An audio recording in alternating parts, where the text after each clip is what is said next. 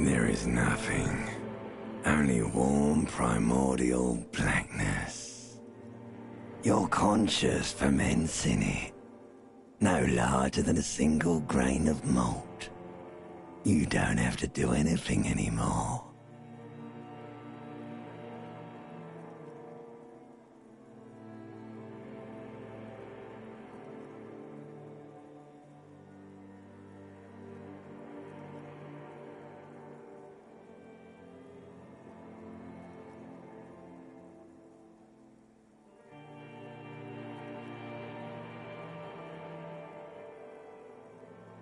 Ever.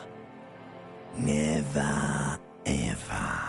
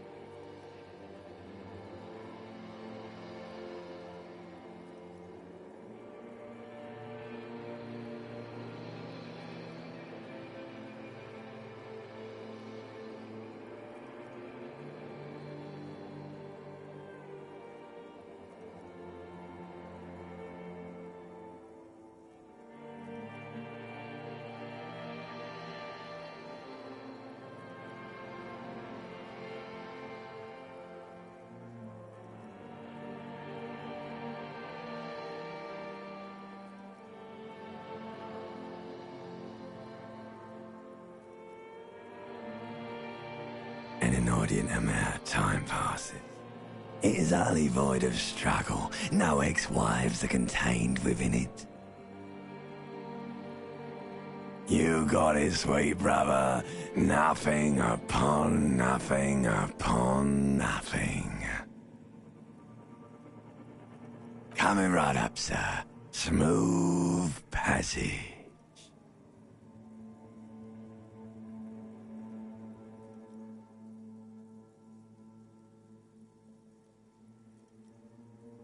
Do you really? You wouldn't like it if I told you what was back there. Why'd you think you had to bludgeon yourself into oblivion? Or did you not sense yourself marinating? Poured so much on yourself, got a bit carried away, did we, Chef? Fear and apprehension. You should ask what's out there first.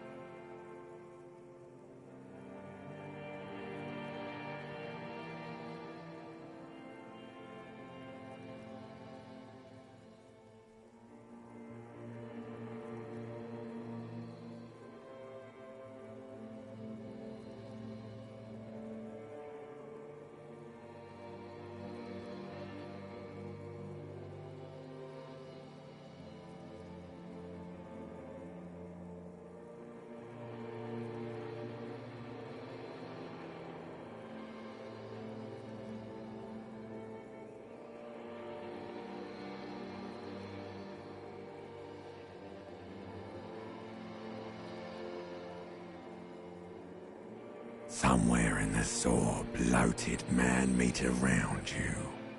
A sensation. Like a fly to the ointment, your conscience sticks to it.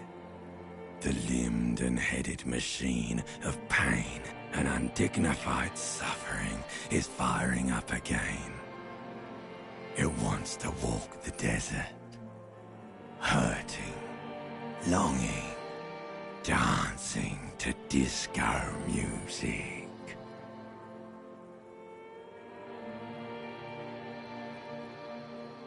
The stench of liquor rises from your mouth, and with it, an ungodly headache.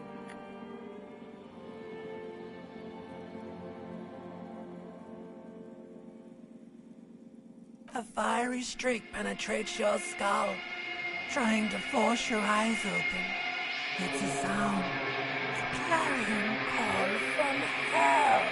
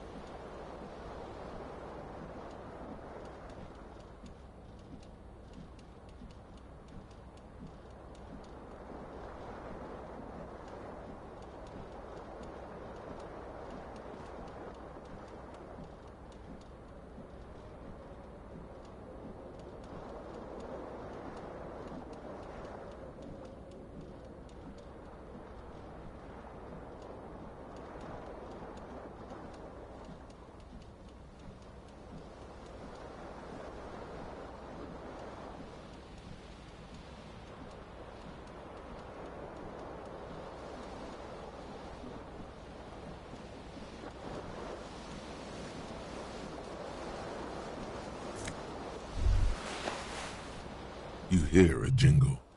Keys are clinking in the pocket of your flare-cut pants. It says, whirling in rags, on the aluminium keyring. There is a single key on the ring. The number 1 is etched on it. It should open the door.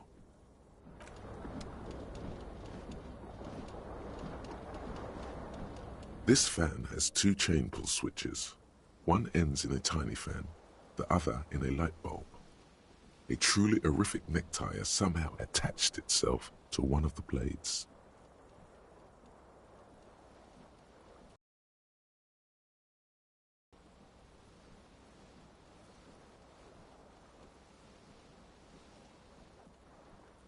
The blades come squeaking to a halt. It should be easier to reach the tie now.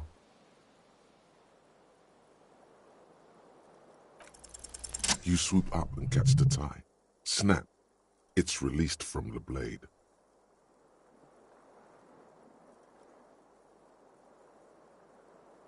What you have in your hand is a truly hideous necktie, with 4 or 5 different patterns.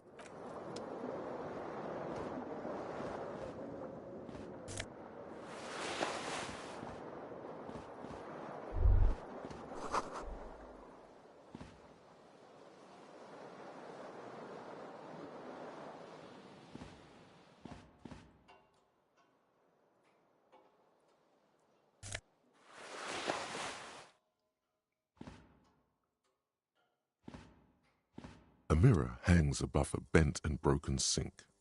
In a fierce discharge of masculine energy, someone has ripped half the faucet off.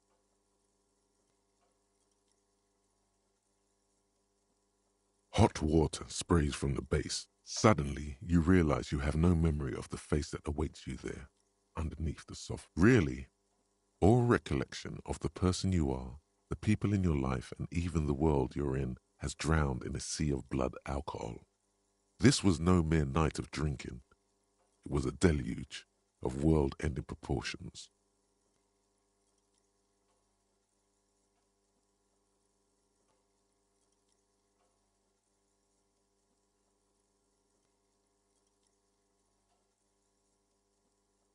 As you slowly reach your hand towards the surface of the mirror. Abort. You clearly have not thought this through. You won't like what you see there, and you will never unbecome it.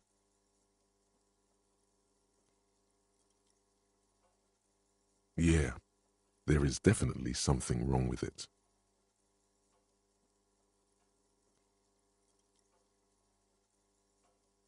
Where to even begin? There is the bloatedness, then the swollenness. It's like there's an upholstery of alcohol underneath your skin. It's not. Your nose feels like a small balloon in the middle of your face. It hurts when you honk it. It doesn't appear to be a particularly tiny nose either. Not with all the drinks it's absorbed for you. It's not. It's swollen and snail-like, wriggling between your fingers. Behold.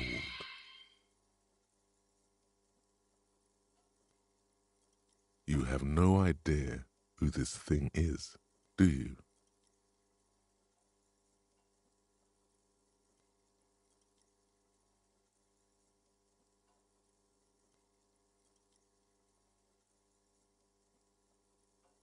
It appears you're also dead.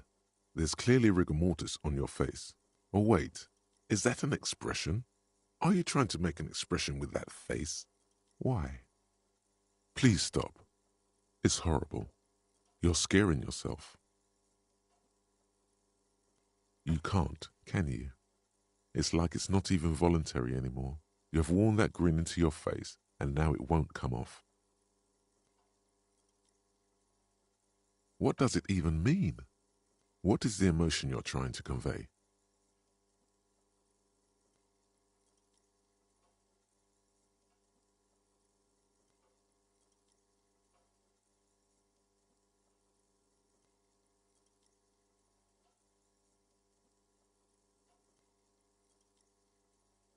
You should check yourself for a pulse, superstar. From here it looks like a cadaverous spasm. You find no sign of life on your swollen neck. However, putting your hand on your chest reveals an irregular heartbeat. You appear to be alive, for now.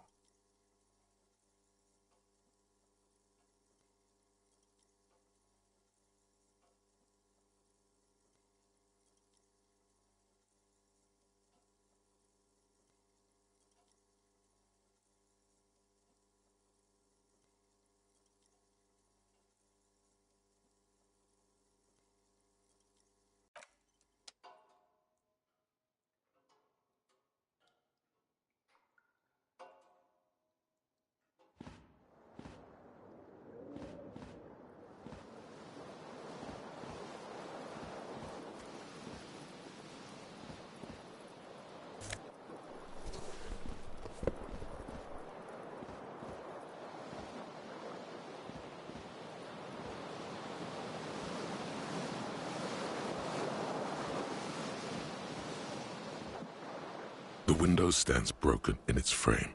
The morning light hurts your eyes. It's hazy, but you see the ocean and some war-torn buildings. The shards face outward. Whatever broke this window came from the inside. A fine web of scarring covers the back of your right hand, but none of it is recent. More likely a projectile than a held object. There are no fragments on the floor from pulling a tool back in after impact. It is too large for a bullet, yet too small for a piece of furniture. You're looking for something heavy and larger than your fist. The single green shoe you found fits the hole almost as well as your foot. It would have also been heavy enough if thrown with force. Congratulations, You smashed the window with your own shoe. Now you only have one. If you're lucky, you could still find the other one on the balcony outside.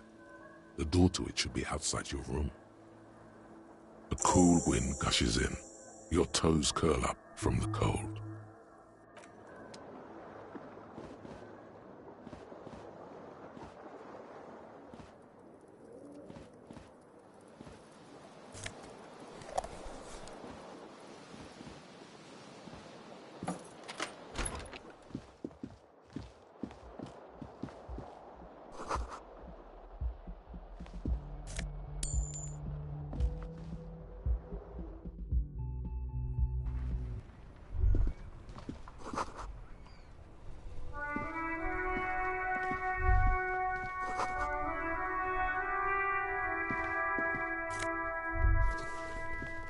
There they both are, two identical shoes, both copiously green and indiscriminately snakeskin, reunited on your feet, like two baby crocodiles. Good, they're balanced, comfy. Feels like the only good thing about you right now, truth be told.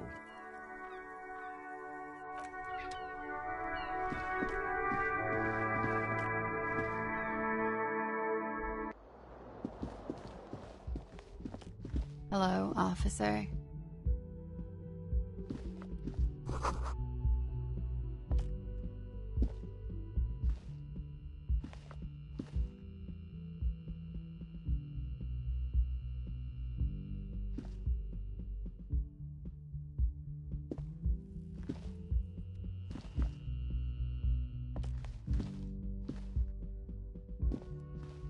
The young woman raises a cigarette to her lips. Her eyes are brown and her face is speckled with birthmarks. She can't be more than 28.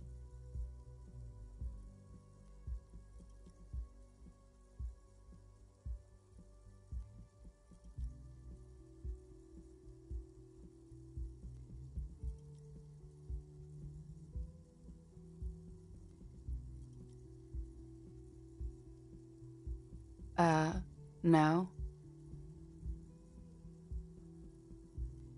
Because you're a police officer, sir. I'm not, unless you've been shitting us all this time. You've been here for 3 days, on official police business, no less.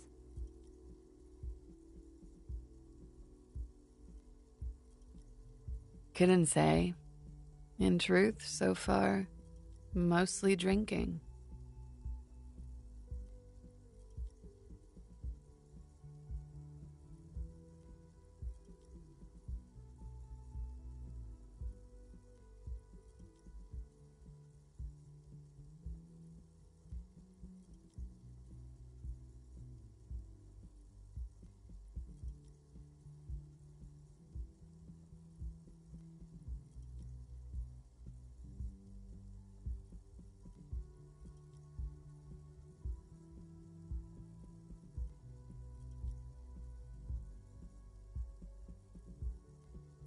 Could it be because of the drinking? She hasn't had time to put her makeup on. This is her morning cigarette. She looks tired, her beauty waning faster than it ought to at her age.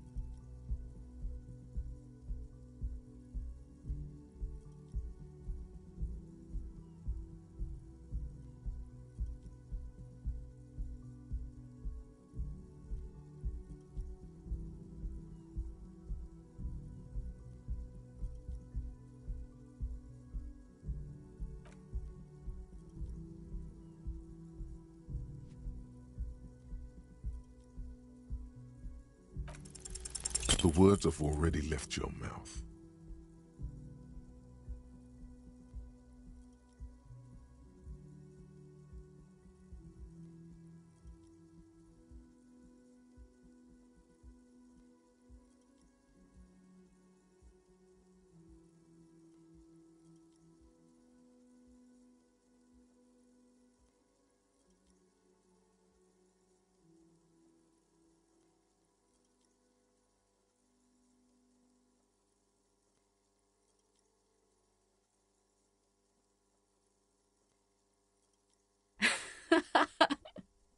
What was that? That's not even how words are used. What did you say? Come on, say it again.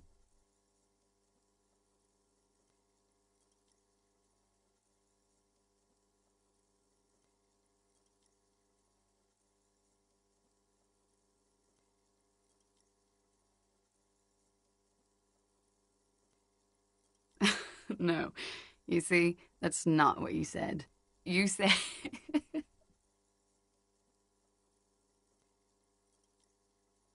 Come on, man. Pretty, please. One more time. Goddamn right you did. You crazy asshole, you. What kind of cup are you?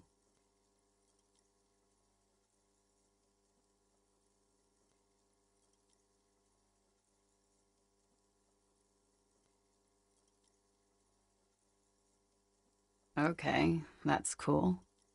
Or if I can just maybe ask you to elaborate on that superstardom a tiny bit.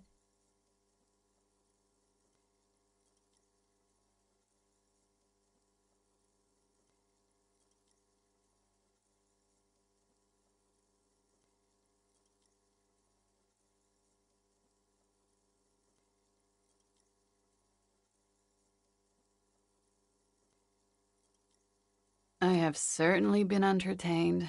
Thank you. Whatever you are, you should stick to it. Otherwise, it's gonna suck for you later when you have to interrogate me.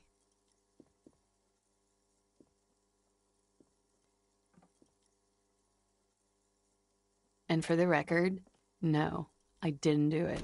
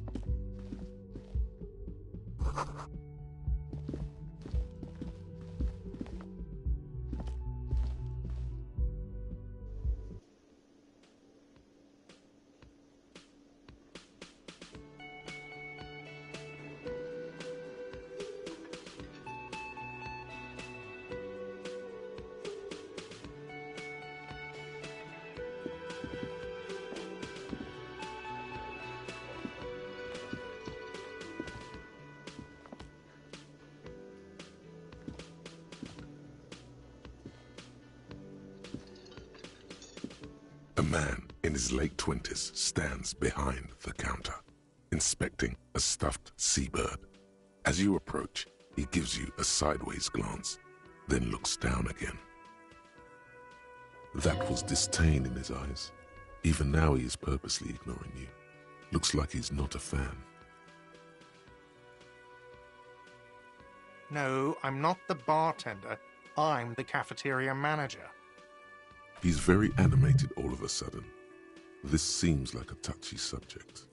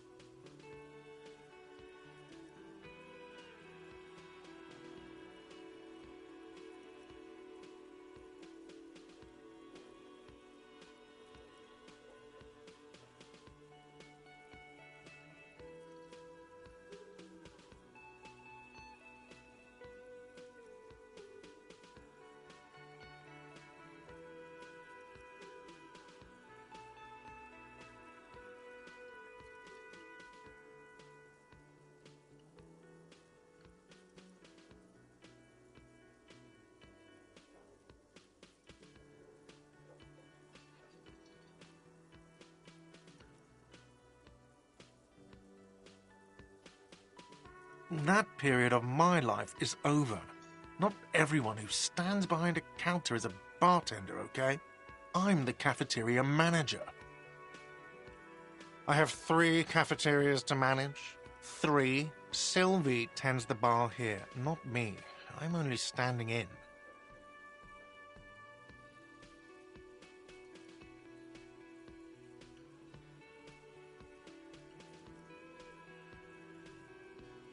She just, you know...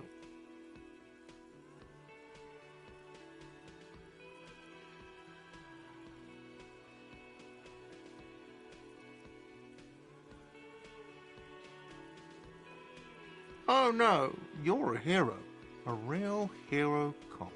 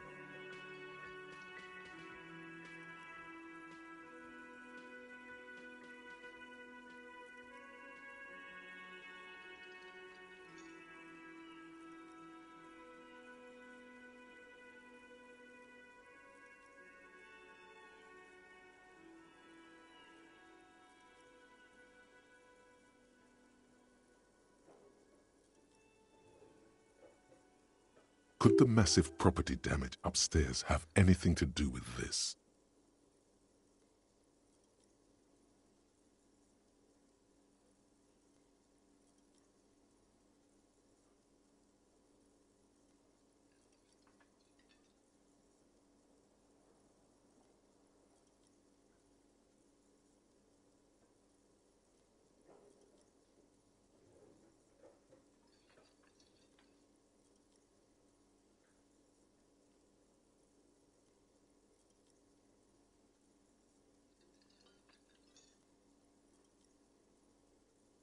Am I? Or did you ride in, take the body down, solve the murder, and not trash my hostel room?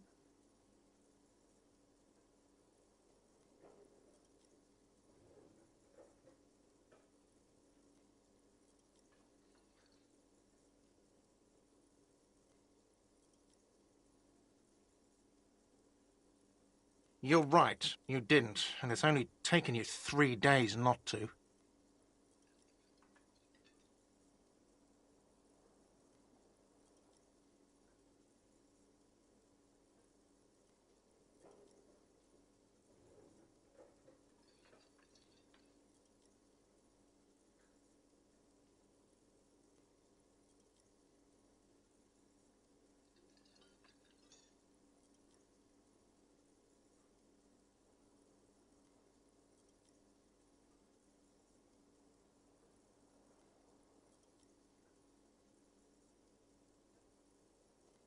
No, I haven't seen you around. I'm not always here.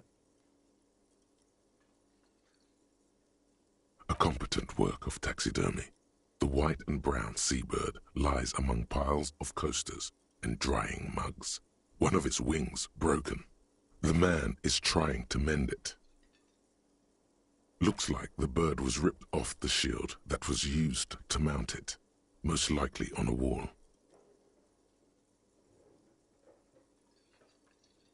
A small engraved steel tag says, "The Great Skua, Stegoarius Skua."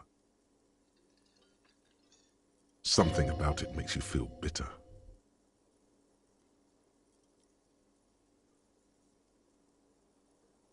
Look, your buddy is over there. Why don't you go and talk to him, okay?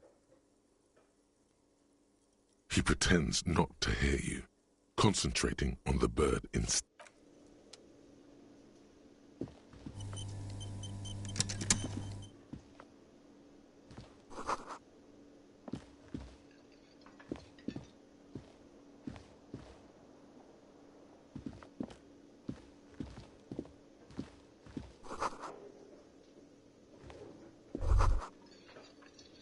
You should totally sing karaoke here, the first chance you get. Your emotions need to be expressed. People need to know your vast, oceanic soul.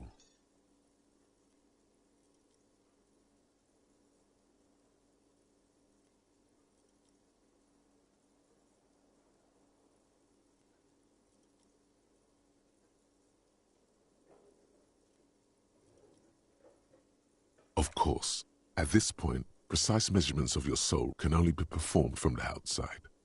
It needs to be heard, through a PA system, by other people.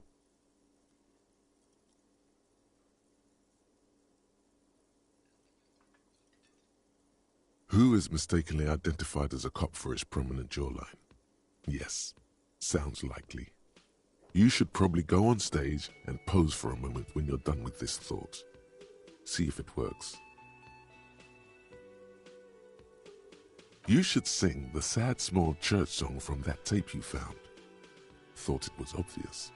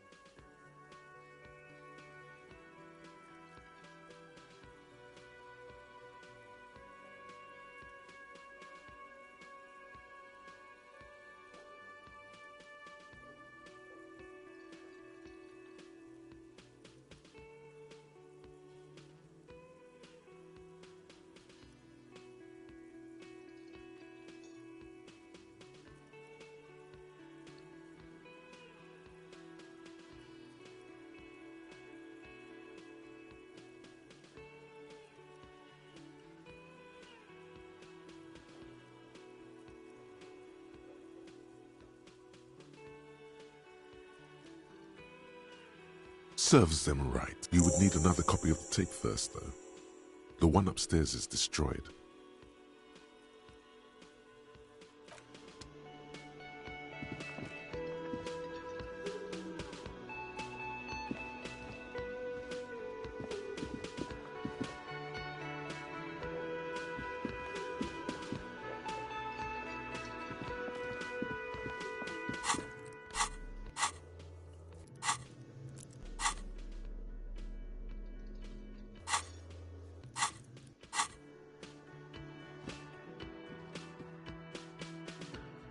A bespectacled man in an orange bomber jacket is tapping his foot on the floor. Looks as you approach. He narrows his eyes and extends his hand in greeting. If an assault were launched on this building right now, if the windows came crashing down and the whole world descended upon you, this man would hurl himself in death's way to save you. You are sure of this, but why?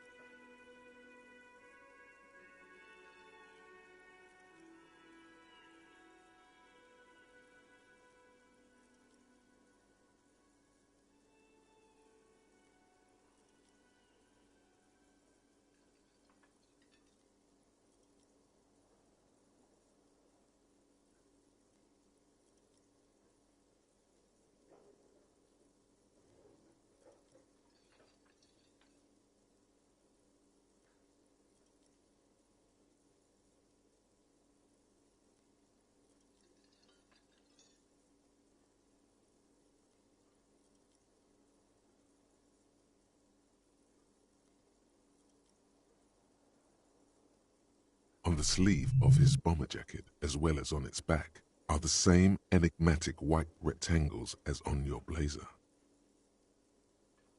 Hello, I'm Kim Kitsuragi, Lieutenant, Precinct 57. You must be from the 41st. You realize he's waiting for your name.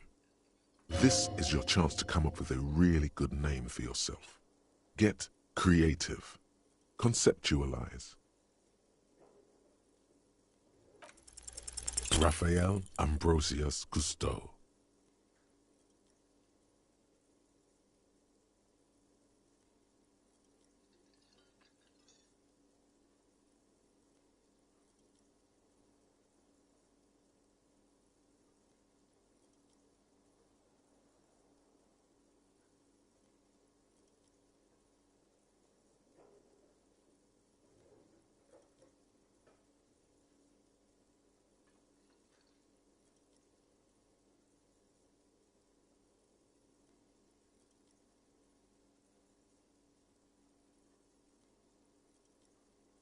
Yes, well.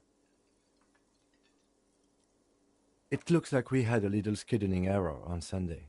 Saturday too, actually. Have you had time to talk to the manager here?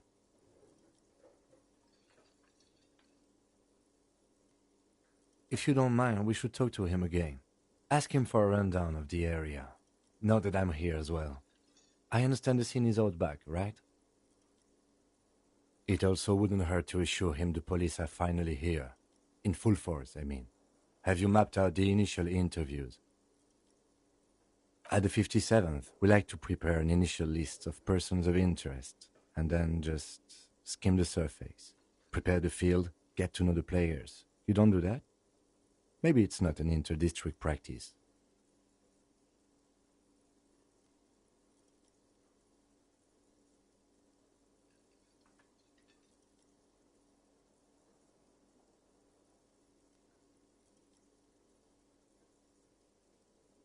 Right. And the interviews? Okay. We'll have time for that after we take a look at the coroner's case. Have you removed the dead body from the tree?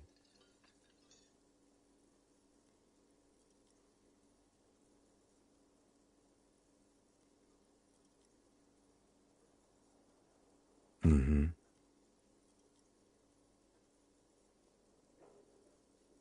Completely.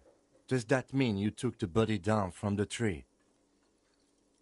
Does that mean the body is no longer in the tree? So, the body is still in the tree.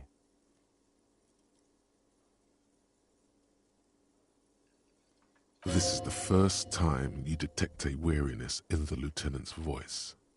It is obvious he would have preferred for the body to no longer be in the tree. Where it has been hanging for 7 days straight. We should go there as soon as we are done talking to the owner.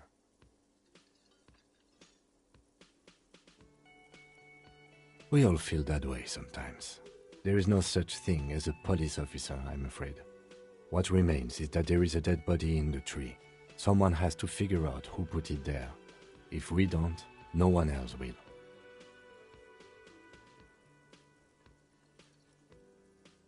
But first, we have to take it down.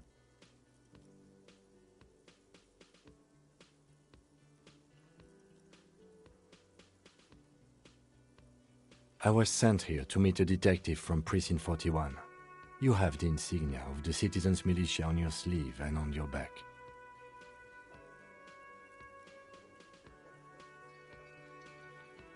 I suppose you could be impersonating him.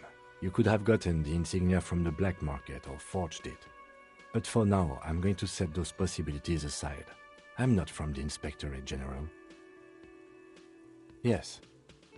They're not just white rectangles. They bear a halogen watermark with the letters RCM and a pattern resembling the street grid of Revachol West.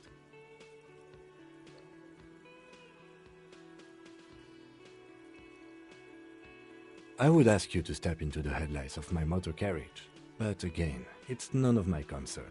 I just need you to do your job.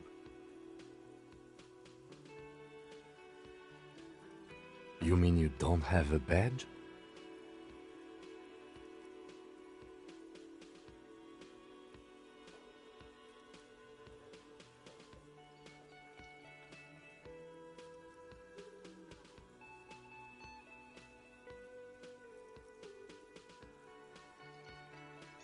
Losing your identification card is a serious matter.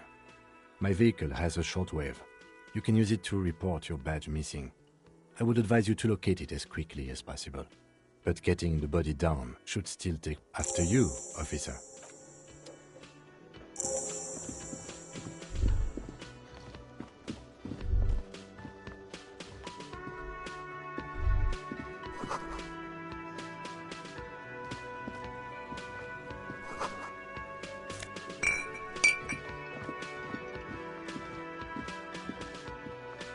The man with the unimpressive beard notices you approaching. He drops the ledger he was holding and turns to the lieutenant. Mr. Gart, right? Yes. I am Kim Kitsuragi from Precinct 57. This is an inter-district investigation, so joining me from Precinct 41...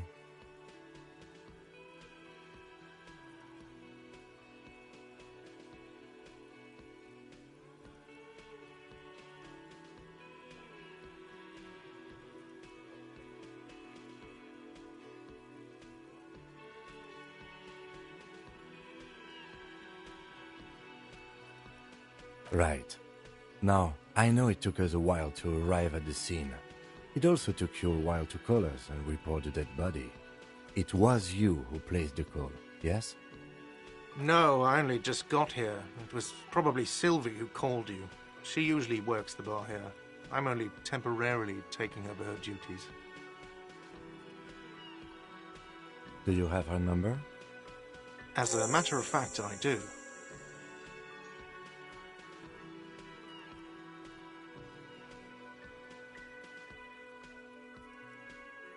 This sounds like something you can use to call this Sylvie later.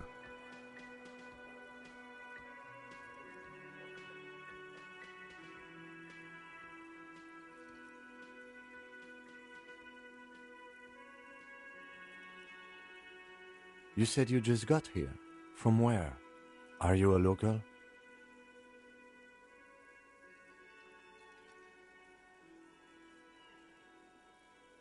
What, of Martinez? No, I live in Jamrock.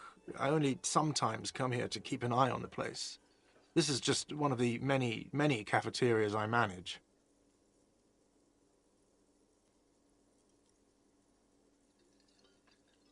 But you still know your way around, yes? In case we need directions. Yes, I know where some things are, but as I said, I don't live here. I just used to work here. And I'm not going to start working here again, if that's what you think.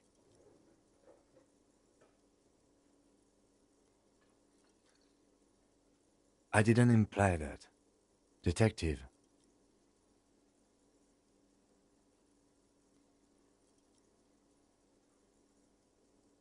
Yes, Detective Cousteau. I have everything. You? Yes, yes. He means, do you have questions for me, like a police officer would?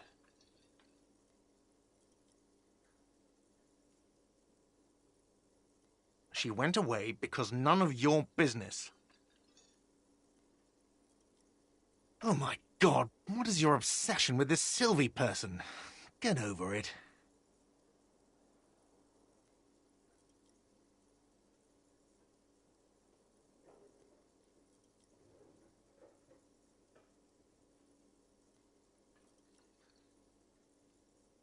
She went away because none of your business. Oh my God, what is your obsession with this Sylvie person? Get over it.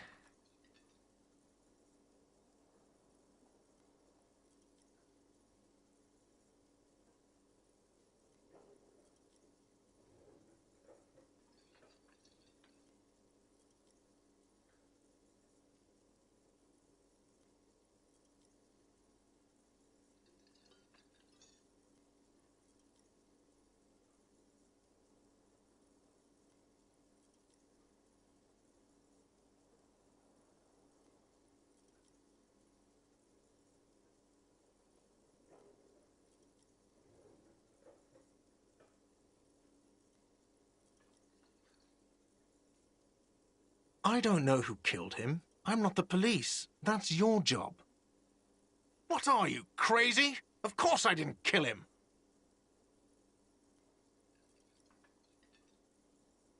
Let's go. Not so fast. You owe me 130 real.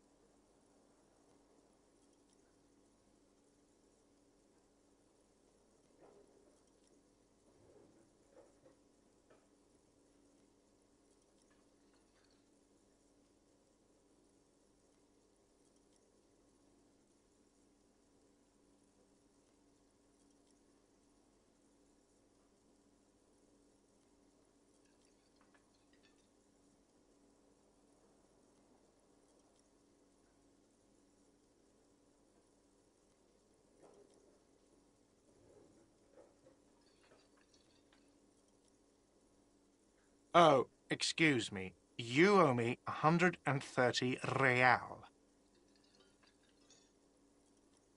The IIR, or Inter-Isolary Real, is the global reserve currency. Whatever part of the world you're in right now, it's safe to assume he means you owe him some money.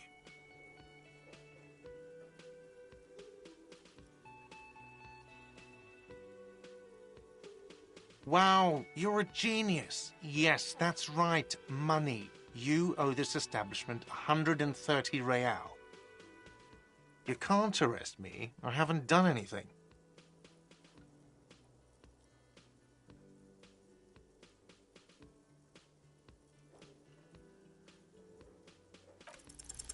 From the bottom of your blue soul, a term emerges.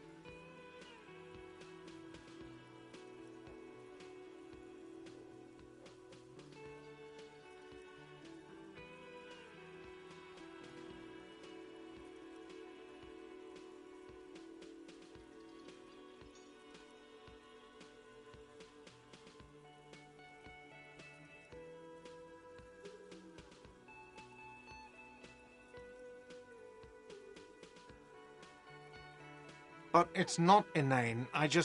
You owe me money.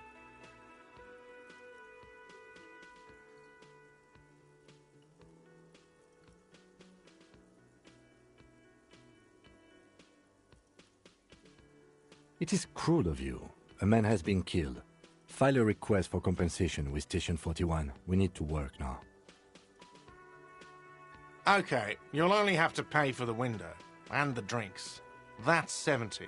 I'll get the rest from your stupid station.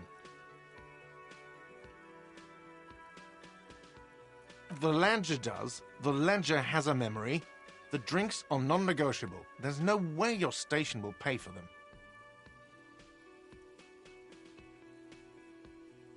Don't thank me. You still owe me 70.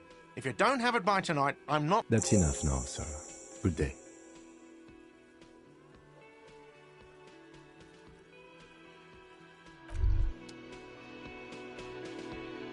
By the way, where is home? The address is coming up blank, and this place sure isn't it.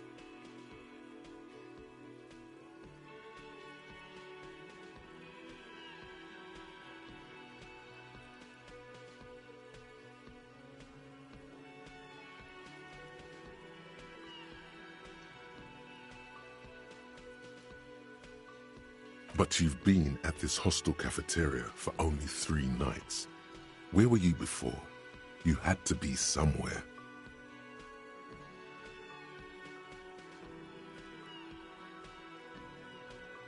Why did you say that?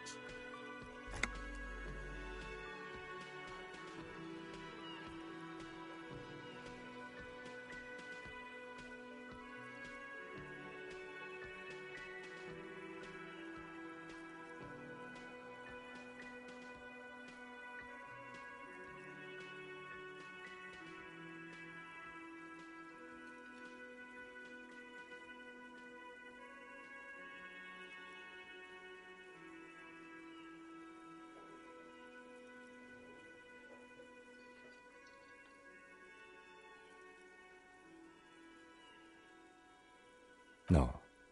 But isn't that an expression, not a place? A saying, up on Marvel Hill, a great high place, one that is impossible to climb back to. That doesn't sound like somewhere you can stay if you run out of money.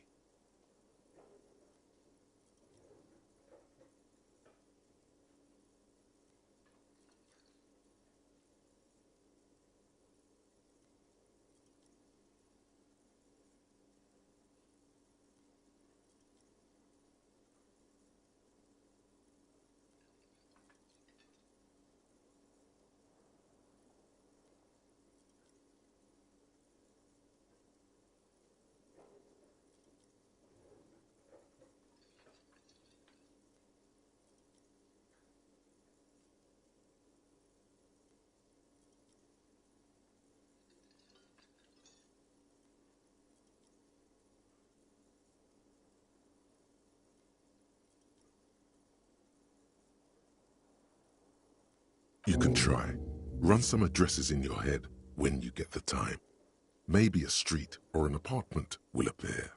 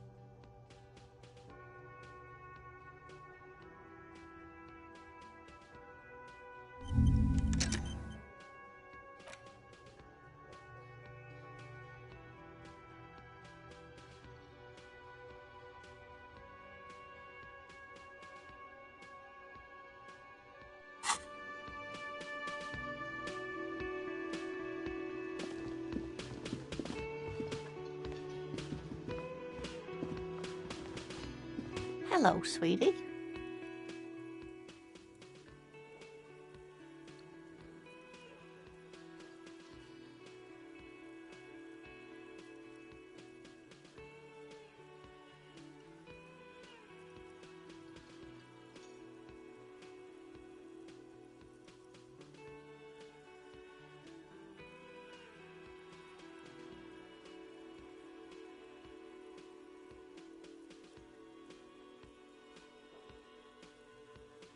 Wait, who's Sweetie?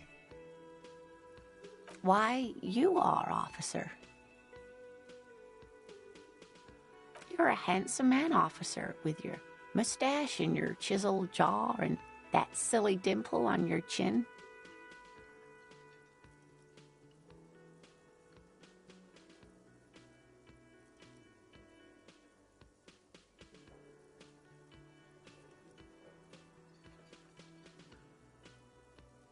You must forgive me.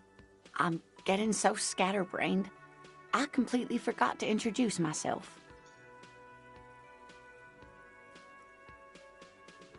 I'm Lena. My husband Morel and I are staying with our friend Gary just down the street, but I come here for tea when they're away.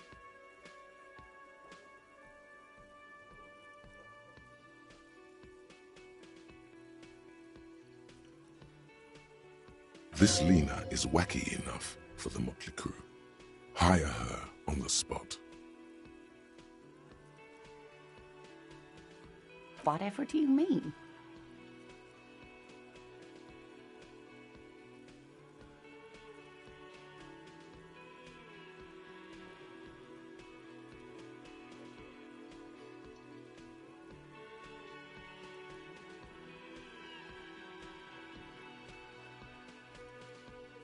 Sequence killers? Oh my.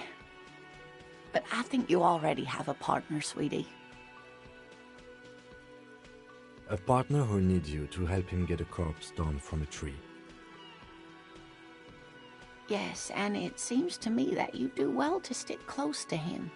He has the look of an upstanding officer of the law, someone you can lean on, and, sweetie, you are looking unsteady.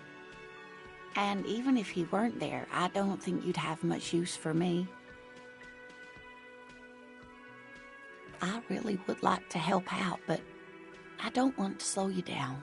If it weren't for all the stairs and potholes in Martinez, I'd join you for sure.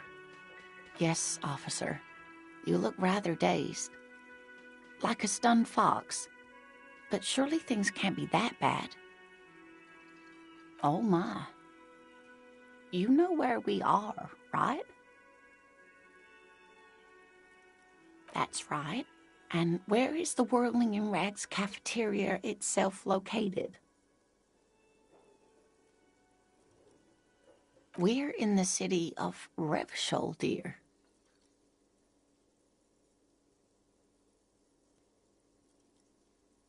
Yes, and Revachol? How would I even begin to tell you? Revachol is the most beautiful city in the world. We're fortunate to be here, you and I.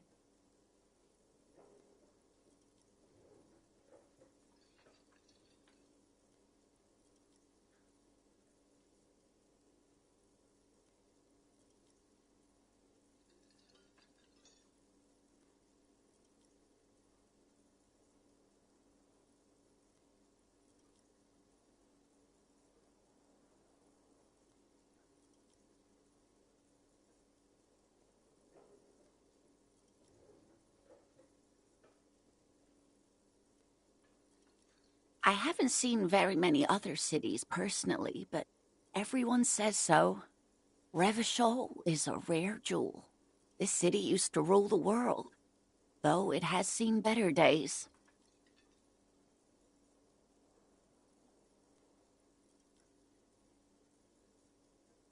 Speaking of history, you know what year it is, yes? That's right, dear. How splendid. Here, take this pen. Knowledge should always be rewarded. Her relief is palpable. She was getting pretty worried about you there, but now she relaxes her shoulders. I can tell that this is taxing for you, so I'll just ask one more question. What regime are we living under? What mode of government?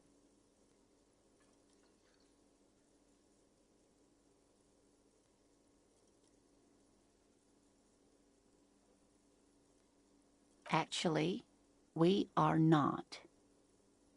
You could say that about almost any other nation, but not Revachol. Try it one more time, officer. What mode of government?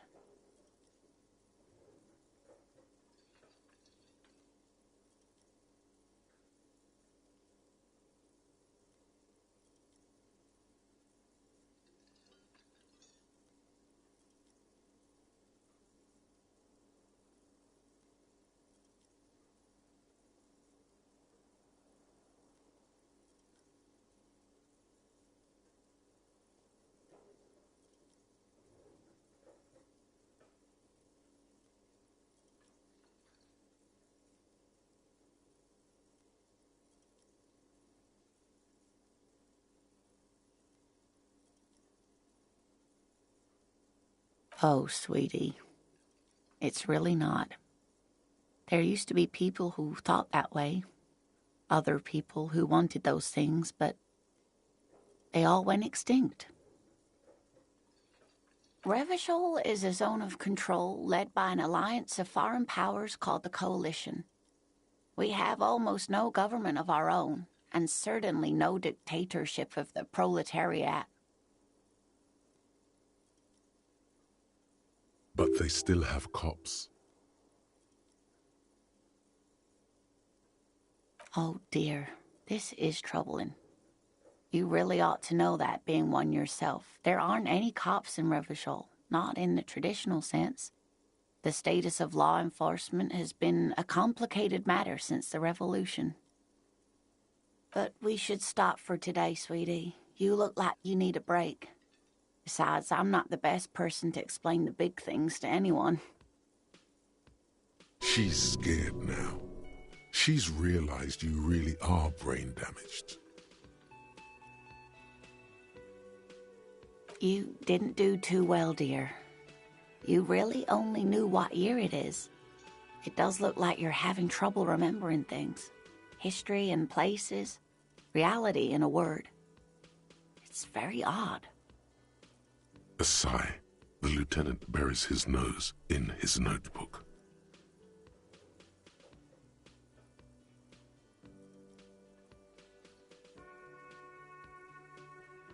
But maybe a fresh set of eyes is what the world needs. And while I'm someone more educated in sweeping matters, maybe you should ask.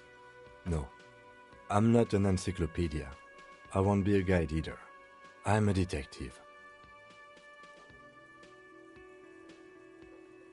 Of course. Then I don't know. Someone rich, maybe? Wealthy people are educated. Though I don't know where you would find a wealthy person in Martinez. That's a good point. This doesn't look like Rich Central.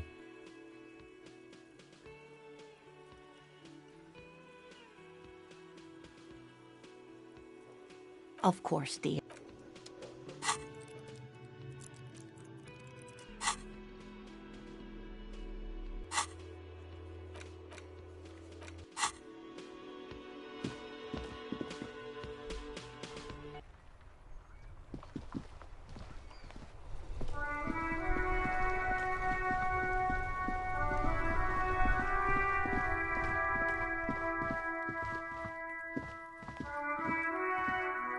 You see a set of tire tracks in the brown slush that cover cop habit. You look at everything. This isn't case-related, you think. Hard to say. Your vision is blurred and you're having difficulty concentrating thanks to your relentless hangover. No, these tracks are not interesting at all. Let the street sweeper just sweep them away.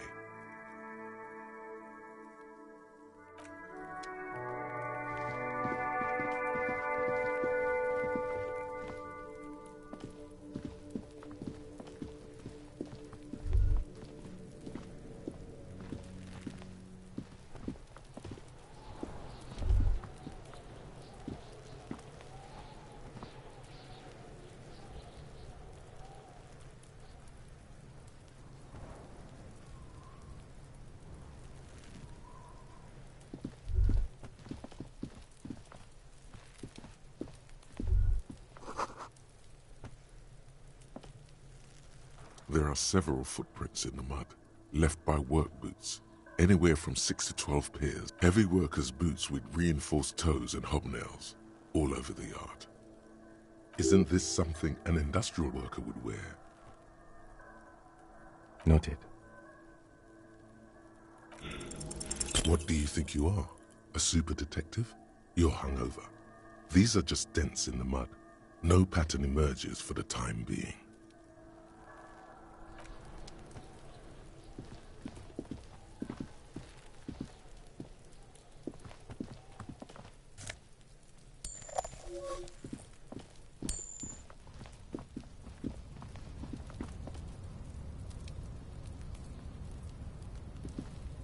An inconspicuous pile of the roofing material. Eaten. It's nothing. Someone just left some roofing because there's a secret door hidden behind the panels of Eternite.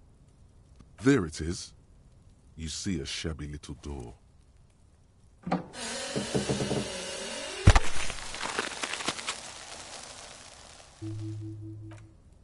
What is this then?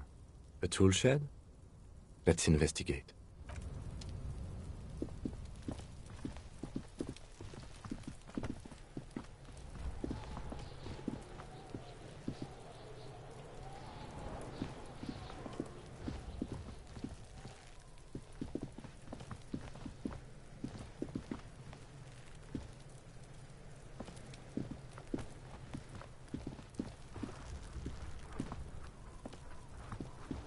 The corpse looks at you with bulging white eyes.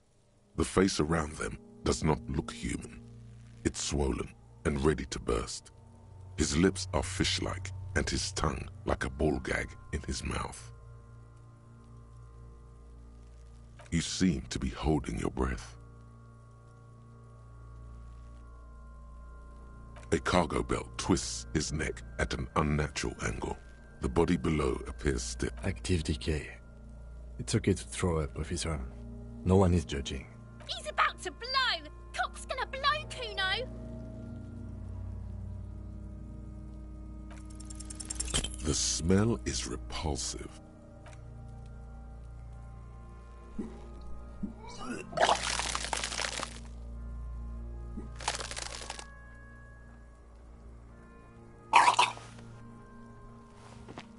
You feel a great force ringing from your stomach. Your body curls and pushes it out, burst by burst, until a pool of vomit lies under your feet and your throat stings from the stomach acid. The smell of Commodore Red rises from the pool. Among it, distilled spirit and bits of shish kebab.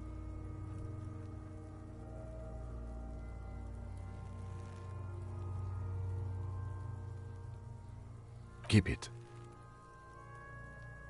The hangover is clearly making this worse for you. You could use some ammonia to clear your head.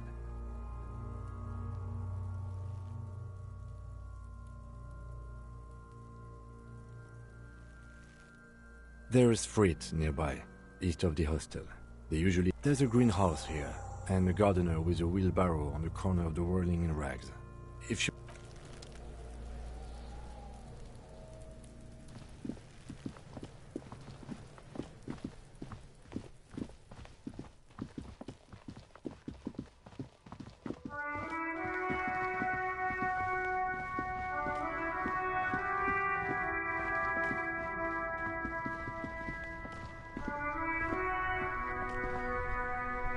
The RCM in Martinez. What can I help you with? We don't see a lot of police around here, that's all. Of course. What can I... Sure, I'm done with it. Go easy on that stuff. Of course. If there's a corpse, then you're going to need those gloves for the autopsy. Sure, keep them. I have another pair.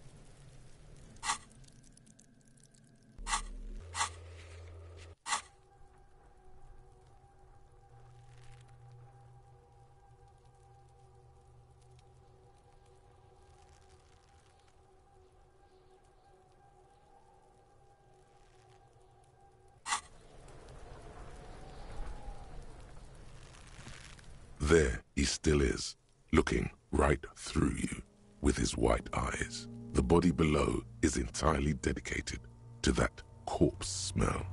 Emitting it is all it does now.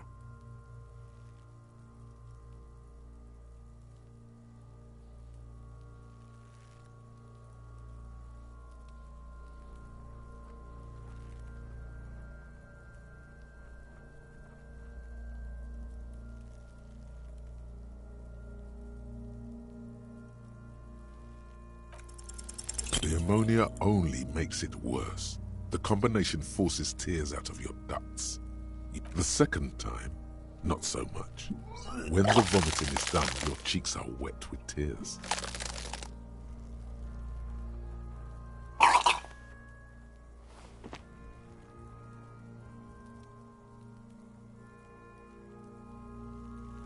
Get a hold of yourself. The weight is reassuring, like a crenel on solid fortification. Pat, pat, pat. I've seen strong men turn themselves inside out for hours. You are facing tough odds here. Alcohol withdrawal makes it considerably harder.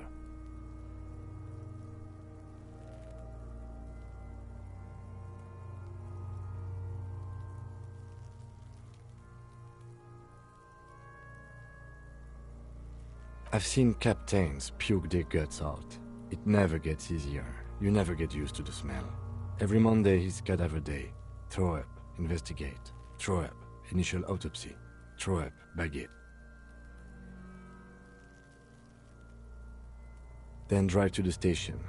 Maybe throw up on the way there if you didn't bag the thing tight enough.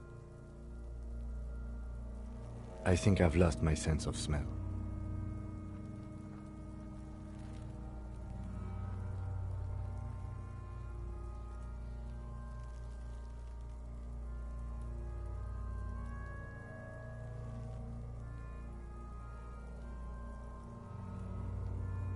Not being hungover helps too.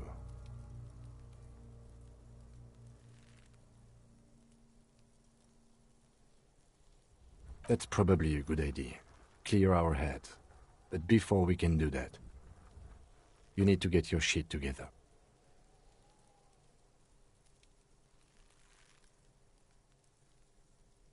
We should go talk to the locals. Find something else to do while the wind changes.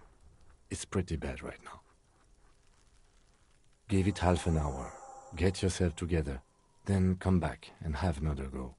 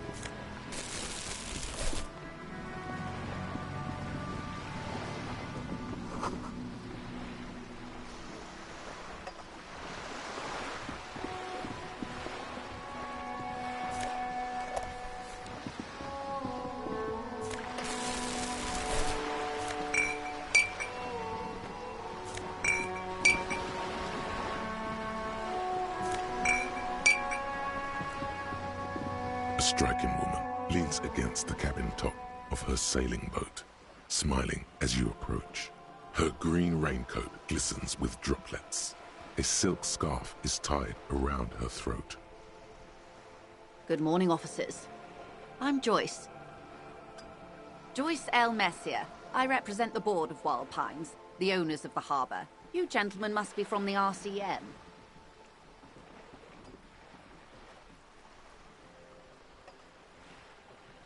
Beaton, my maiden name.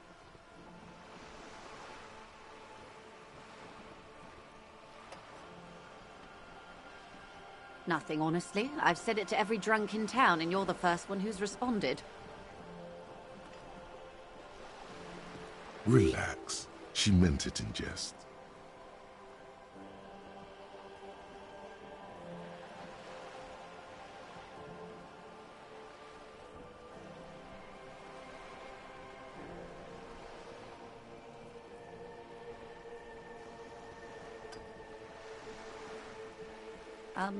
I meant you, the Revachol Citizens Militia, the police. I'm glad to see you here. I was dispatched to handle a strike, not a lynching. Anything I can do to assist the RCM in this matter, I will, gladly. That is good to hear, madame. My colleague will take the lead on this interview. I should let you know that he is recovering from an unusual medical episode. Very unusual. But I can assure you of his ultimate competency. It happens quicker than a shooting star. But did the lieutenant just wink at you?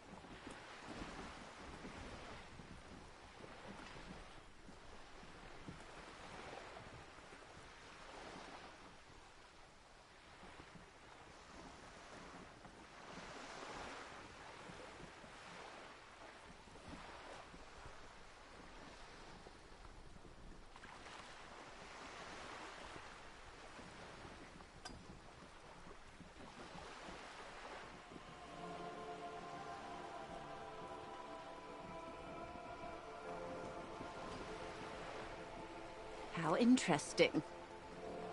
I wish you a swift recovery. In the meanwhile, you have my full cooperation, and the full cooperation of the Wild Pines group. Is what you want to say, but it isn't that easy, is it? Look at that lady. Take a... Why, yes. Tucked away under that sturdy green raincoat, almost rustic in its simplicity, a silk shirt and matching scarf around her gentle throat, while dull orange pearls hang from her earlobes, red from the cold. Her light green eyes scan you, full of knowledge and worry, wealth and all its possibilities. These are the kind eyes of the rich man that seem to say everything is possible. Now look at you, you misery-clad simian, barely able to tie your own laces. Your armpits are lakes.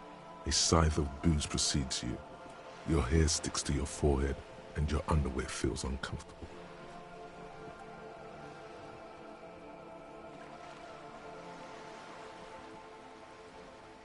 You're poor. Poor as balls. You can't ask this person for money. You're too...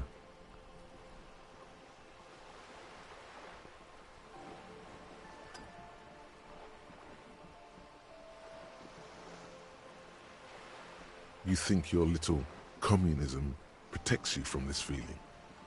No. The more demeaning it is to grovel at her feet. As I was saying, if there's any way I may be of assistance, please don't hesitate to ask. I am sorry. It just doesn't come out of your mouth. What does is... Excuse me? I didn't hear you. Did you say money? Of course.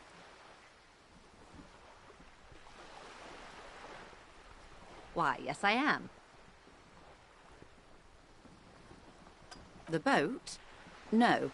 It is called Cor de Lady 19 because that's the type of sloop it is.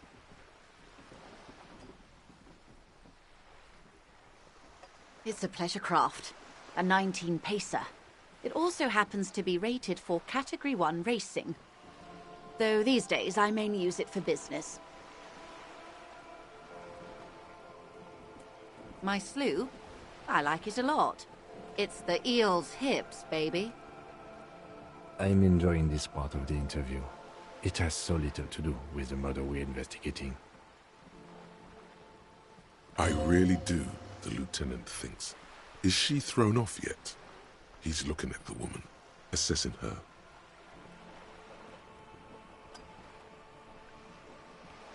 Officer, I assure you I'm a The crowns of her teeth are porcelain, white as the boat's hull. Her nonchalance might be related to something called the Wayfarer Act, a law that says she doesn't need a license. Sly fox, you're not aggressive enough to harass her further on this. Of course there are. We're on an archipelago. How else are you supposed to get around? I mean, we are on Le Caillou, are we not?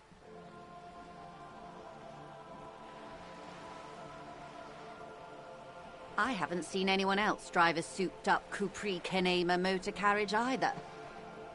Actually, that motor carriage has been specially issued to serve as a patrol and pursuit vehicle. It's for crossing long distances in the greater Ravachol industrial harbor. It's not a toy. Neither is this. A toy, I mean. It's a machine for crossing long distances in the Bay of Revachol, between the city and the islands.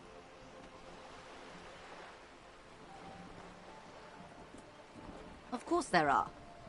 We're on an archipelago. How else are you supposed to get around? Yes, we are. We are on Le Caillou. I haven't seen anyone... Actually, it's for... Neither is this. A toy, I mean. It's a machine... Good.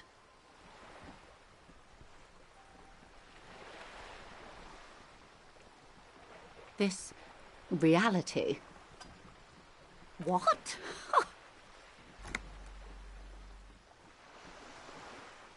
Such an acute encephalopathy. Just doesn't seem possible. Surely you're joking.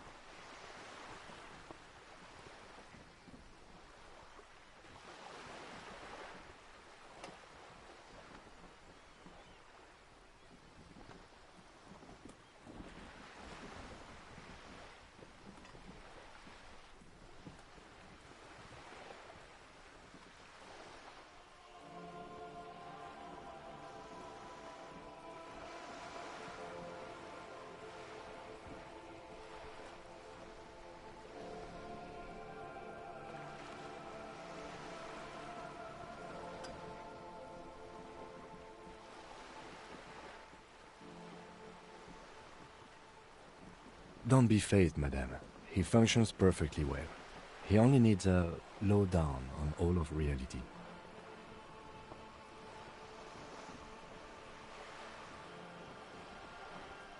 We may be here a while then. Ask away, officer. I'll help however I can. All right, we're in. I know these all look good, but begin with the first, okay?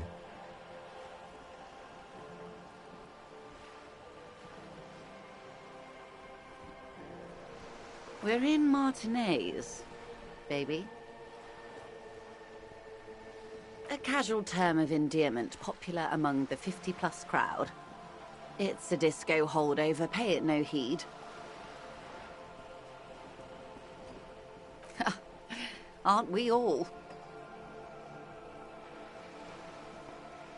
Martinez is a district of Revachol. A very small district tucked away near the industrial harbour, north of the 881 and Jamrock. You would be excused for not knowing about it. Unimportant, they say. Forgotten, even. Shelled to smithereens during the Revolution.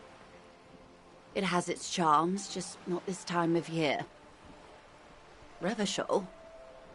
Revachol is what you call a city. The great kind. As if it's self-explanatory. Beyond patriotism. A fact. History, detective. They built this city to resolve history. Our part in it, at least. Our centuries. They say it's where the terrible questions of our time will be answered. The tensions are highest, the fault lines deepest. By that I mean conflicts. Ideological conflicts. The stuff of men. We are standing on a fertile, self-sufficient island able to sustain up to 200 million people in the middle of the Insulindic Ocean, the world's connective tissue. It's where the money is.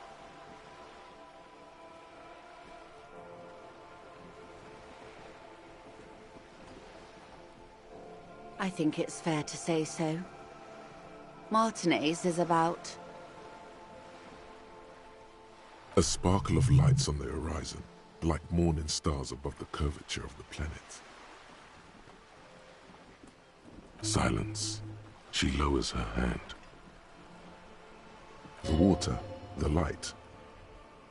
It's as though you're seeing it for the first time. There is no recognition, only the immensity of the sea and the cold radiating from it.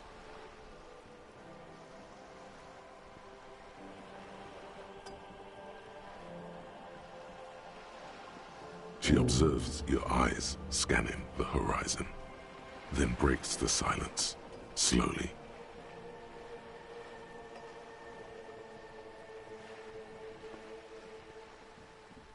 This is one thought you need to complete. Where are you? Was there something else you wanted to know? This has been informative. Thank you, ma'am. I'm sure my memory-impaired partner has many more questions to ask, about even more fundamental aspects of reality. Might I suggest not asking them all right now? Ma'am, Messier will be here later too, and tomorrow. Isn't that true, ma'am? Absolutely. My commitment here is long-term.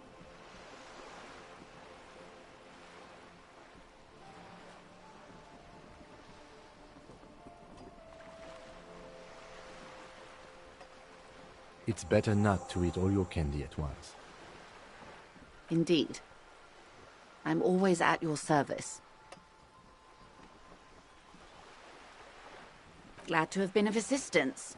The little that I know. Anything else?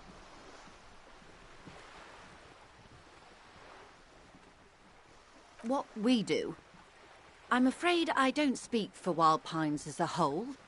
It's a giant undertaking. The Pines' core competency is logistics. Container shipping, freight, that sort of thing. See those airships there, blinking? Those are the shipping side of things. And that is the terminal. Another subdivision deals with energy, oil and gas exploration, offshore platforms. The Wild Pines Group is one of the original Revacholian Indo-tribes. Companies awarded royal monopolies by the king, the suzerain himself, centuries ago. The king is long gone, but several of the Indo-tribes remain.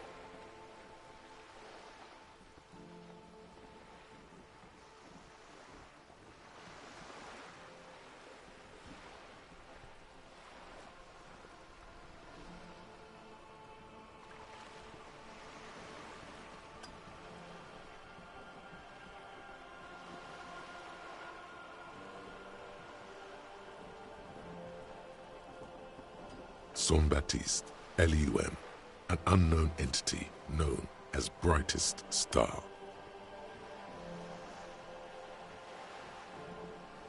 Why, thank you. I'm not at liberty to discuss the company balance sheet, but I can tell you that last year, the company booked more than 20 billion real in revenue. 8 billion?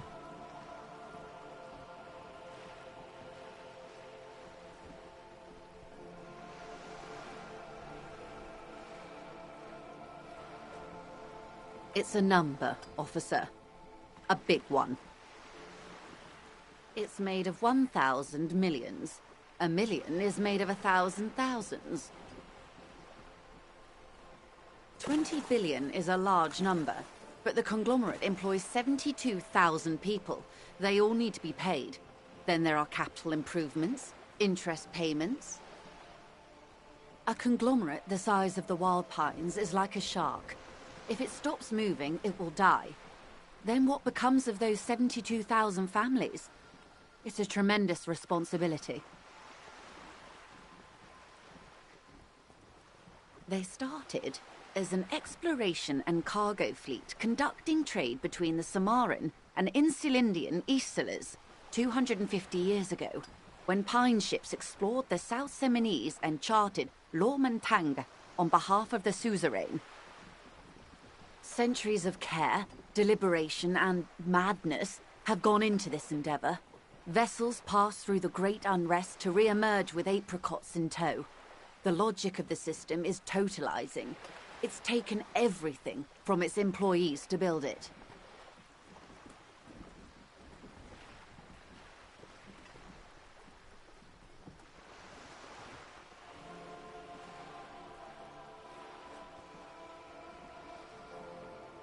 You know more than you let on.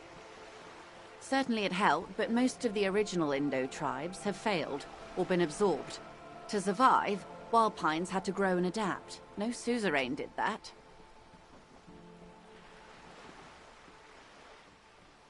You mean aside from being the terminal's legal owners, who are responsible for moving 8% of the world's cargo?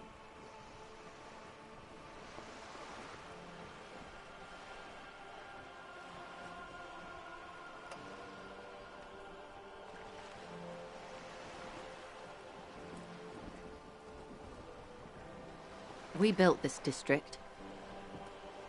All the best parts of it.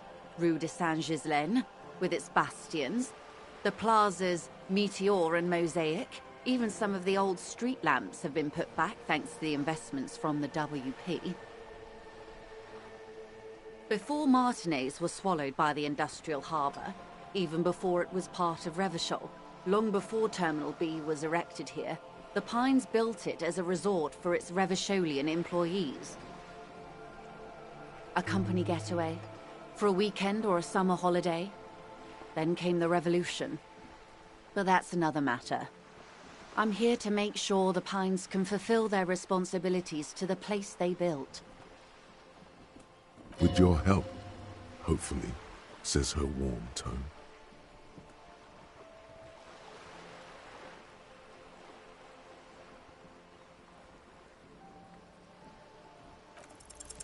I am sorry.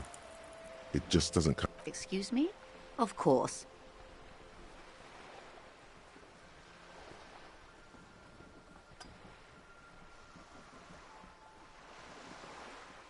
Everything.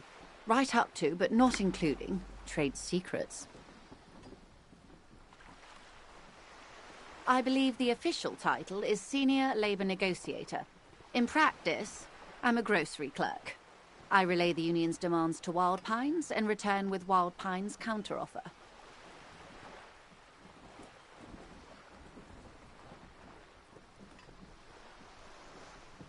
And how are the talks going? They're not.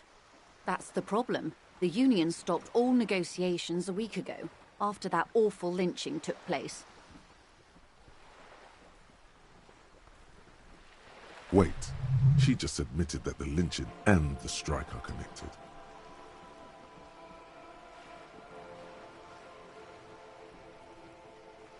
Now they won't even let me into the harbour. There's a 2-meter-20 racist behemoth blocking the gates. Yes, I believe there is a connection, but that's a subject for later.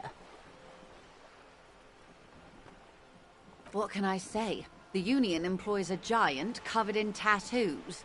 A racist giant. I guess that's part of their big tent organization now.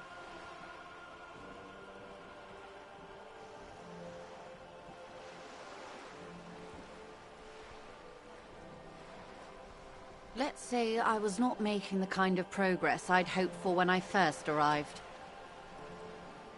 And when did you first arrive? I arrived 3 weeks ago. Yes, in the middle of February. The bay was still partially frozen then. I prefer to do these things on site, like the RCM. But the strike began in December. I wasn't the original negotiator here. I took over after Mr. Gaumont hit a wall with Mr. Clare, the union boss. Mr. Clare refused to speak with Gaumont despite concessions he'd granted the union in prior negotiations. This isn't the first time the union has gone on strike? Heavens no. There have been 2 prior strikes. Both times the union won significant concessions, including overtime pay and a medical plan. This time their demands are more, I guess you could say, aggressive. Mr. Clare told him to... how did he put it? Fuck off, midget. Gaumont is short of stature, you see. Yes.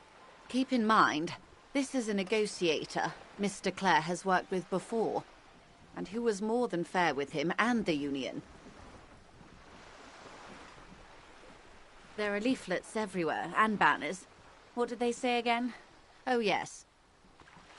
Every worker, a member of the board.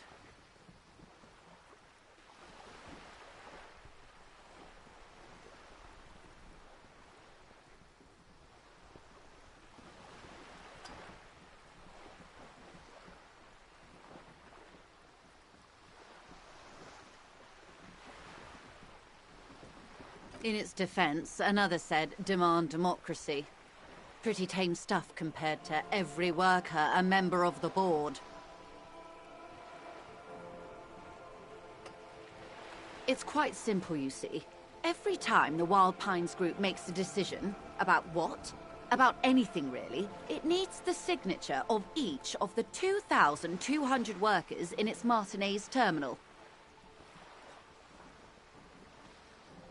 Just so you understand, this is but one of 22 terminals owned by Wild Pines. Essentially, not only are they kings of the company, they are also kings of the 72,000 employees of Wild Pines Group.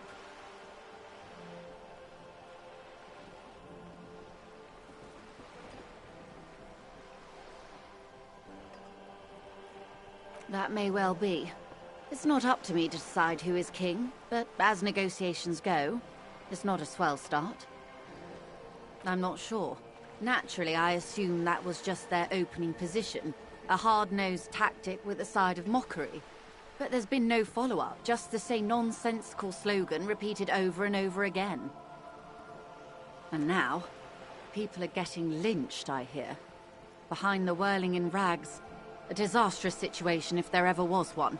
Excuse me, from whom did you hear about this lynching?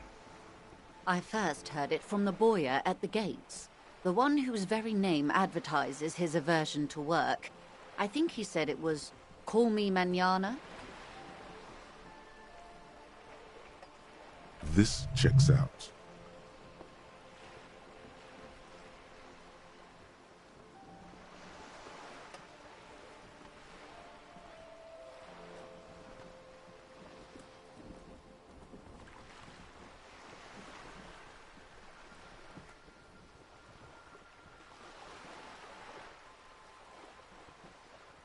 Everard Clare is a man of the utmost integrity.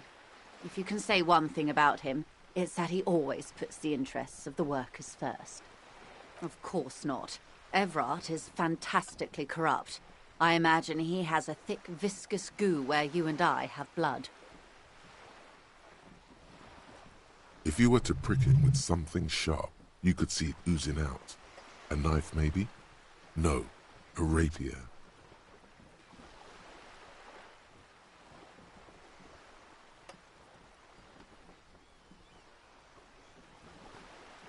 He is the most corrupt individual I have ever seen, and I deal with men like him for a living. If there is anyone more venal, more irredeemably nepotistic, then it's his twin brother, Edgar. Yes, Edgar looks exactly like his brother, except for that lazy eye. He also talks exactly like Evrard does, and when one's term as foreman is up, the other takes over. It's how they circumvent the term limits, you see, with a funny little switcheroo. While in office, they've embezzled God knows how much of their workers' dues.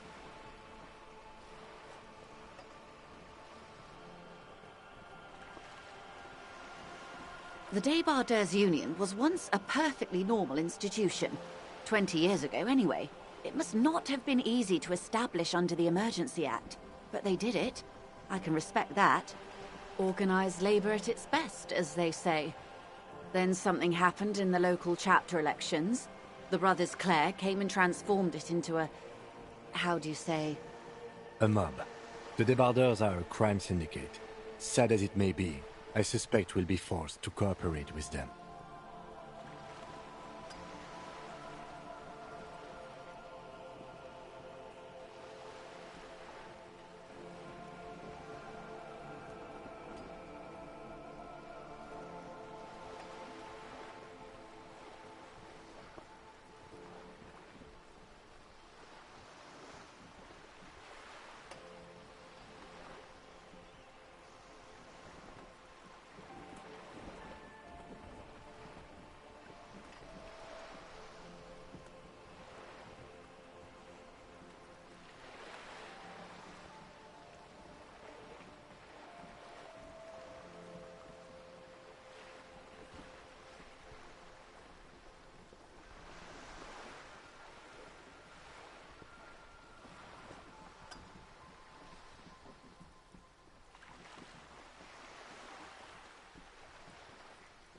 Refreshingly honest, officer.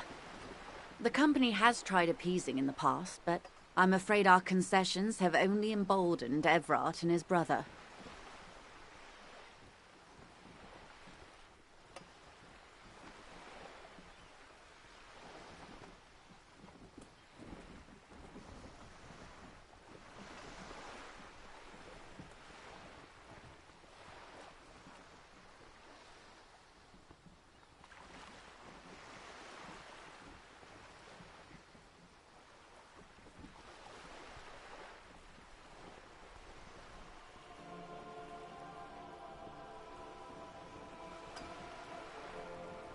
And your opinion, Detective, if I may ask? I'm a curious and talkative person, you see. Would you say the Debardeurs Union is...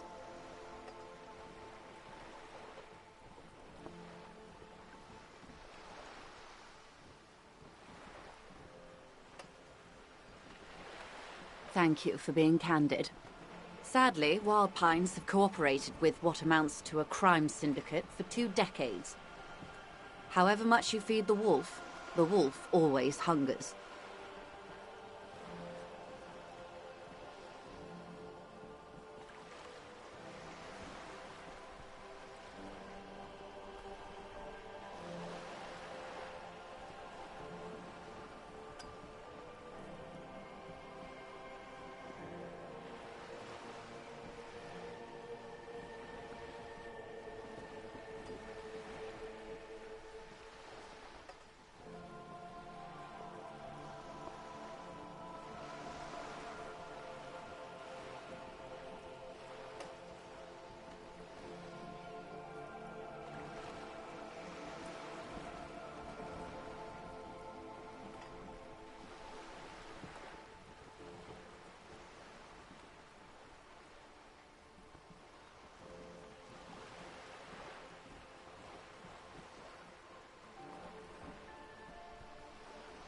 I'm glad you asked.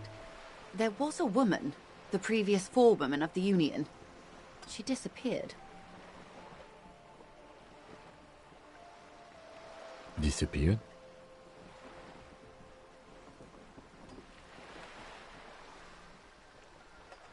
Yes. On the last day of the local chapter elections, her daughter phoned in and said she wasn't running anymore. Or coming to work. Ever. End of story. This forewoman, her name? Sadly, the company records do not even give a name. She's just forewoman in private correspondence, Holly. I don't even know if it's a sir or given name, and I don't have access to the Union's files. Downright haunting, if you ask me. The Wild Pines suspected foul play, but what could they do? It was a Union matter. The point of the presentation is, these kinds of things happen around the Clares. Watch out when you're dealing with him. Thank you for your concern, ma'am. We'll be just fine. Of course. How else can I help? Quite a few things, I'm afraid. The information I'm to share with you includes sensitive trade secrets. For the sake of my employer, I have to ask for your names and badge numbers.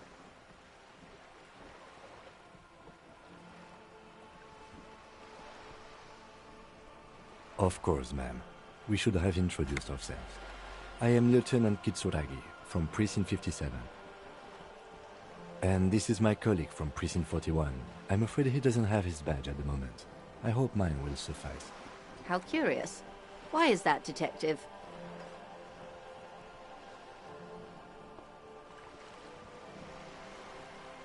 How can I forget?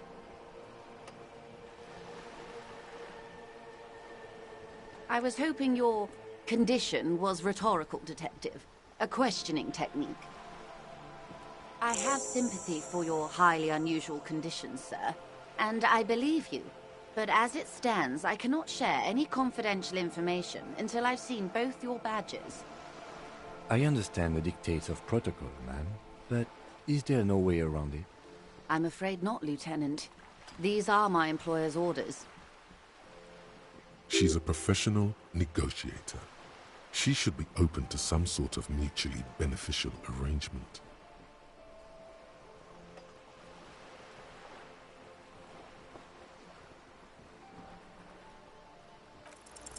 Feelings will guide the way. I assure you, it is no small matter for me either. We all share the responsibility for disarming this situation. I hope you have a badge for me as soon as possible.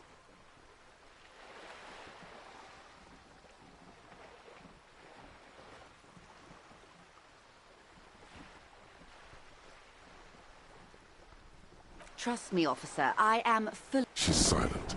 The wind flaps the sail above her.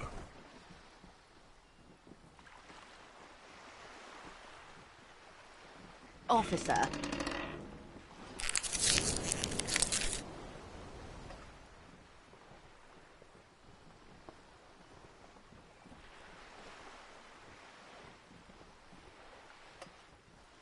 You know, I don't mean to sound cold, but if you want something, you have to give something back. More than just guilt. You're doing it. Despite your own best efforts, you're still getting in. Somehow. I'll be frank with you. If I'm going to break protocol, I need to be able to justify it to my superiors. They're going to want to see something tangible. The Union is conducting drug trade out of the harbor. It's an open secret in Martinez. Surely, or you can find... Detective, a word in private before we continue.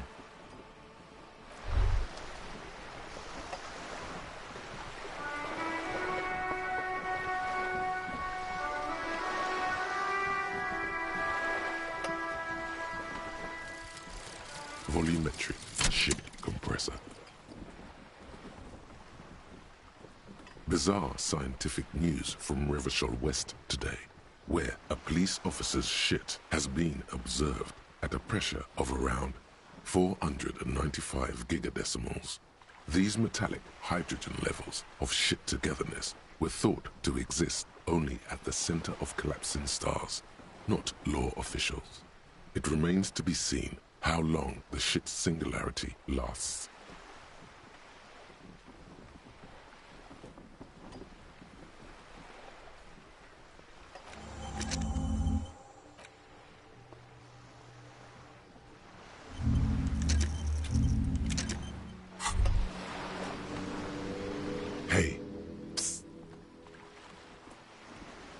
Yes, you. Word on the street is you're ready to start building communism again. Yes, you're ready to start building communism again. You've built it before. They've built it before. Hasn't really worked out yet. But neither has love. Should we just stop building love, too? So, what about all that communism you've promised to build? Word on the street is you've woken up from 1,000 years of slumber, promising to erect a version of communism many times greater than any attempted before. Is that true? You keep saying things like, down with the bourgeoisie, eat the rich, sodomize the landowners, impale all people who have more than 25 real in their pockets, literally murder all human beings regardless of their political beliefs. That kind of stuff. Funky style. Very funky. So tell me, do you have any questions before we fire up the big communism builder? Or do we get right down to it? Failure. It's about failure. Yes, abject failure.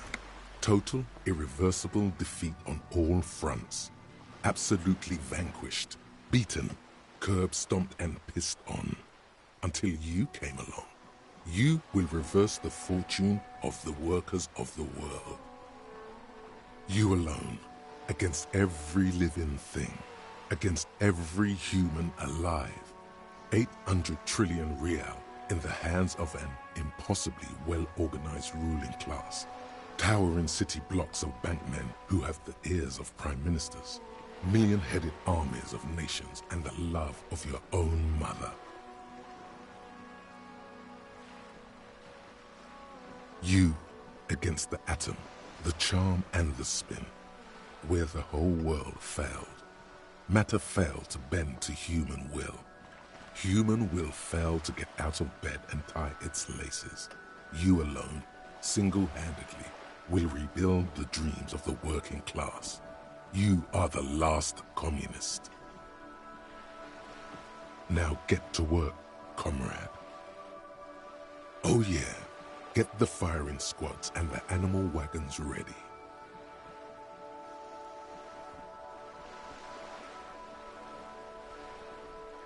Too late to back out now.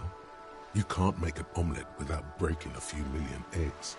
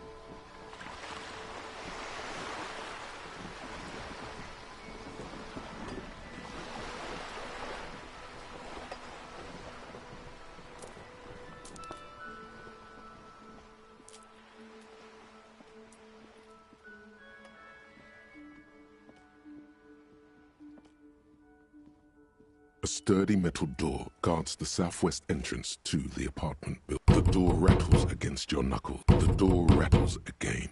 But stop banging on the door! The police? Everyone knows the police don't come round here.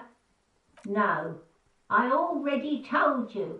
I won't be responsible for any more strangers getting into the building. Go check the backyard door. Maybe someone there will. Backyard door? There must be another entrance to the east. Madame, I assure you, we are real police officers. There is no reply.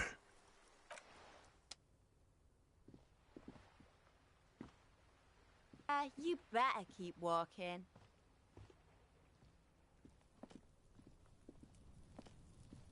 The streets... The streets will not... I'm Cindy the fucking Skull.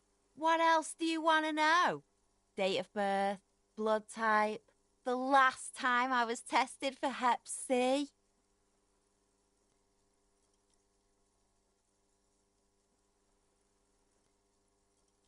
Ask away, pigman. But what's your